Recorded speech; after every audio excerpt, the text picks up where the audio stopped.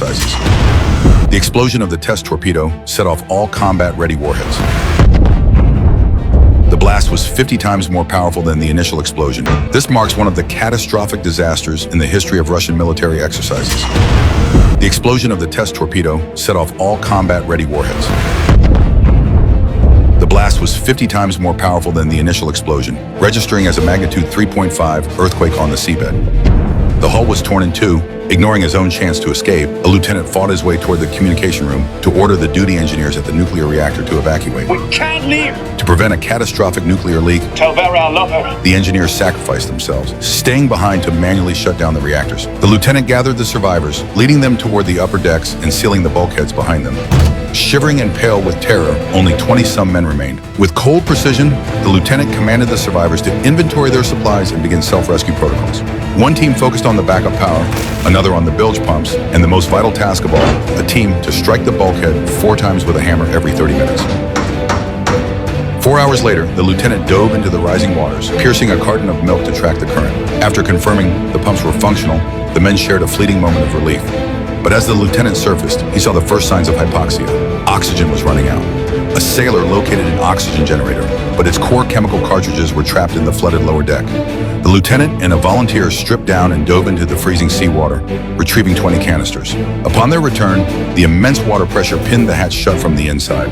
The men above realized the danger just in time, equalizing the pressure from the outside to pull their comrades from the brink of death. With the hatch sealed once more, the generator roared to life. These 20 canisters bought them 3 days. From then on, the men took turns in a rhythmic vigil. 4 strikes on the hull every half hour, a desperate signal for help. The Russian military deployed sonar arrays, eventually locating the vessel after 16 hours of silence by its unique acoustic signature. No one could survive that. The admiral ordered all surface vessels to kill their engines, listening intently for signs of life. The Russian Navy dispatched an aging rescue submersible to dock with the escape hatch. Inside the hull, the sailors held their breath. After 24 hours in the dark, they believed their saviors had arrived. But the rescue sub, plagued by years of neglect and worn seals, failed to achieve a vacuum lock. With its batteries drained, it was forced to retreat to the surface to recharge. They're surfacing! Inside the Kursk, hope shattered. The fall from salvation back into the abyss was more cruel than death itself. An even harsher reality was unfolding on the surface.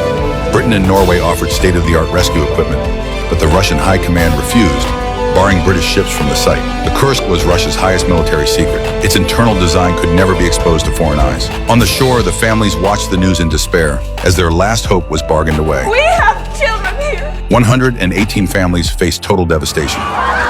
Inside the dying sub, the sailors gathered in a circle led by the lieutenant, singing naval hymns to face their unknown fate with dignity. 3 days after the sinking, bowing to immense public pressure, the Russian government finally allowed British and Norwegian divers to assist. But when the British rescue team performed the milk test, the liquid hung motionless outside the hatch. The pumps had long since failed, and the escape chamber was filled with the silent, icy weight of the sea.